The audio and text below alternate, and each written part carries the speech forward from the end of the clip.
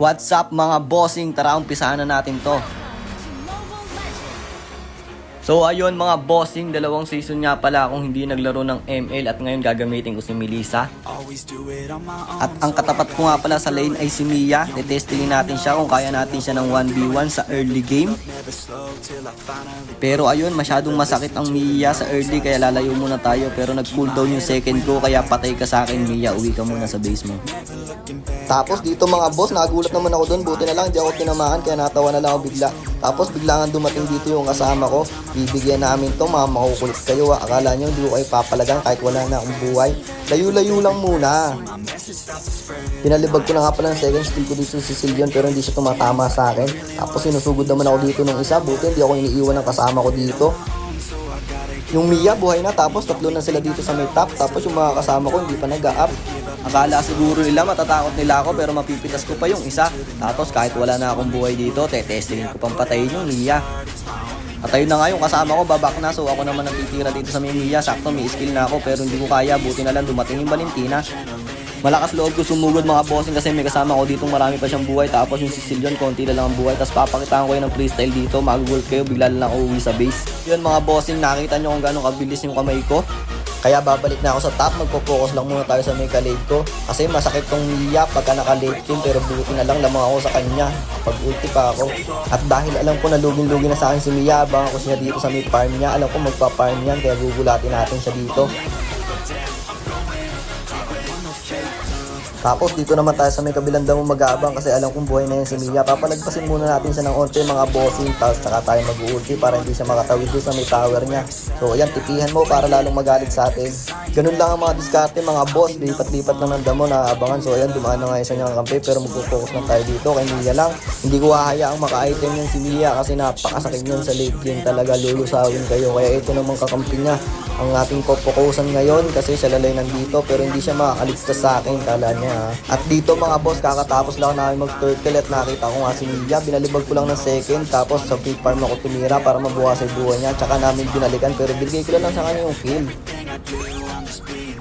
Magpupush lang ako dito ng tower tapos tumingin ako sa may map, nakita ko sila nagbabalagbagan din sa mid kaya sumugod naman ako dito at pinatay ko yung Sicilian. At pagkatapos natin patayin yung Sicilian, syempre babalik tayo sa may trabaho, aabangan ulit natin yung Mia. So ayan, nandito nga ulit yung Mia, di na niya alam kung ano gagawin niya sa may buhay niya kaya inuwi ko lang niya sa may base nila. Tapos kung mag-clear ng minions dito, dumating na naman tong isa na to, walang kadala-dala, kala niya siguro madadali niya ako, lamang na lamang na item din sa'yo. Pupush ko na sana yung second tower nila kaso dumating yung Sicilian dito pero hindi tumama yung skill niya. Tapos nagulat ako dito, dumating yung core nila tapos pinulong ako. Ayun, nag-freestyle na lang ako, kaya umuwi ako ng base. Chinat ko pa nga dyan yung Yin para lalo siyang magalit. Ang tawag ko pa nga sa kanya, Yindot. Dapat sa may top ako pupunta pero naisipan ko dito na lang ako sa may bot. Eto namang tune na to, susubukan natin. Gumagawa yata siya ng pangarap dito sa may bot eh. Tapos ayun, sinipa nga niya ako pero di niya alam, may ulti pa ako. Kaya yan, siya pa nadali. Kaso, di ako nakapatay. After nga namin mag-turtle dito, ayan sa mid yung Sicilian nagpapahabol pa eh. Siyempre, ako naman si KS God. Tapos tamang abang lang kami dito. Nakita ko to, iipitin ko sana kaso sumubra yung pagkakadash ko eh. Dapat pala hindi na ako nag-dash eh. Ayun, masyado gigil ko sa kanya kaya hinahabol ko pa. Hanggang sa may mapahamak na ako, may Sicilian dito tsaka Yin. At kinulong na naman ako ng Yin. Buti na lang talaga, pasan daw kaya umuwi na lang ako sa may base namin. Tapos dali-dali ako pupunta sa may mid kasi nahanap ko yung Yin. At ayun, nakita ko yung Yin din sa may mid, nagbabalagbagan sila. Siyempre, ako naman kung makikis lang ako.